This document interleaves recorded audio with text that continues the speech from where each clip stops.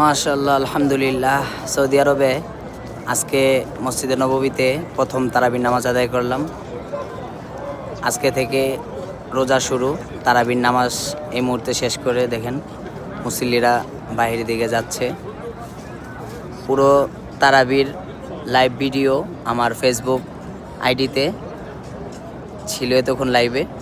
তো এই মুহূর্তে আমরা তারাবির নামাজ শেষ করে সবাই যার যার গন্তব্যে চলে যাচ্ছে। আলহামদুলিল্লাহ, আমরা এখন চলে যাব আবারও আগামীকালকে ইনশাআল্লাহ আমার ফেসবুক আইডিতে মসজিদে নববী থেকে সরাসরি লাইভ সম্প্রচার হবে ইনশাআল্লাহ।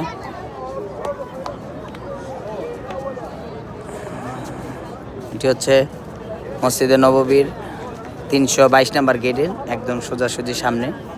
মুসল্লিরা তারাবির নামাজ শেষ করে যে যার মতো যাচ্ছে, কেউ রেস্ট নিতেছে।